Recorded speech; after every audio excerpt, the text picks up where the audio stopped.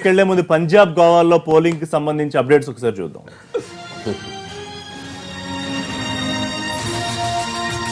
పంజాబ్ గోవాలో పోలింగ్ కొనసాగుతోంది. ఉదయాన్నే ఓటర్లు పోలింగ్ బూతుల వద్ద బారులు తీరారు.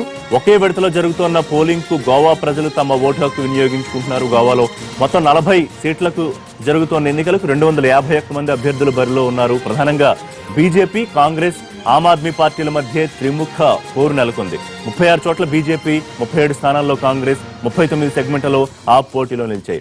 ఎన్సీపీ 16, ఎంజీపీ, జీఎస్ఎం, శివసేన కూటమి 26 చోట్ల బరిలో ఉన్నాయి. ఇక పంజాబ్ లో కూడా ఓటింగ్ ప్రారంభమైంది. 117 సీట్లున్న పంజాబ్ అసెంబ్లీ ఎన్నికల బరిలో కాంగ్రెస్, బీజేపీ, శిరోమణి అకాలీదళ్, ఆప్ తో పాటు ఇండిపెండెంట్లు కలిపి 1145 మంది అభ్యర్థులు బరిలో ఉన్నారు.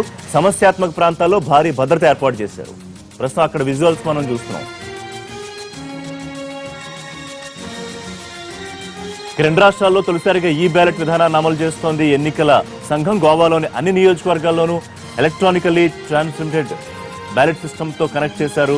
పంజాబ్ లోని 5 నియోజకవర్గాలు ఆత్మానగర్, తూర్పు లుధియానా, ఉత్తర లుధియానా, ఉత్తర అమృత్సర్, పశ్చిమ జలంధర్ లో ఈ బ్యాలెట్ సిస్టమ్ ను అమలు చేస్తున్నారు.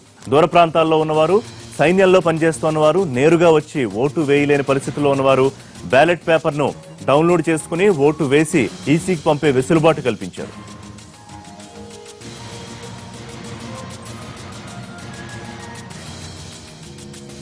ఇక గోవాలో 3/2 మెజారిటీతో గెలుస్తామని ధీమా వ్యక్తం చేశారు కేంద్ర మంత్రి మనోహర్ పారికర్. 22 నుంచి 28 సీట్లు రావడం ఖాయమని చెప్పారు.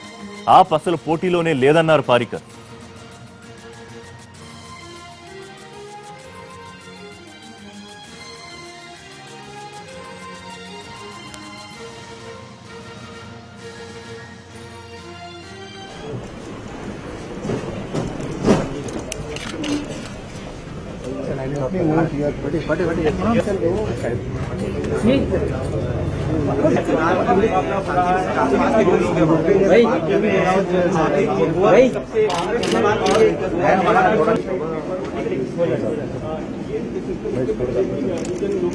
आगे नहीं जाएगा, कोई आगे नहीं जाएगा, कोई आएगा नहीं आगे, प्लीज नहीं, यही सर, सब यही सर, नहीं आगे नहीं जाएगा सर, आगे नहीं जाएंगे, आगे नहीं जाएंगे, ऐसे नहीं जाएंगे control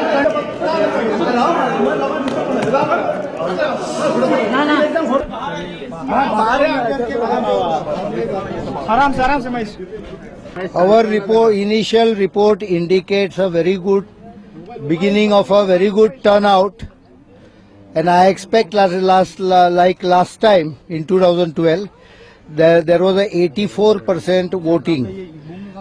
It may even exceed 84% this time. Goa votes very heavy, and this is one of the speciality what BJP has inducted into the politics of Goa to increase the voting. Last time we managed to get it to around 84. This time we may be able to get even crossing 85. Initial indications are good. As far as I am concerned, we are concerned, BJP expects mandate with 2/3 majority. I think you have not gone around in the state to find out, except for 4-5 seats, they don't pose any threat. 85% voting నమోదవుతుందని ఆశాభావం వ్యక్తం చేస్తున్నారు పారికర్. ఖచ్చితంగా గెలుపు తమదే.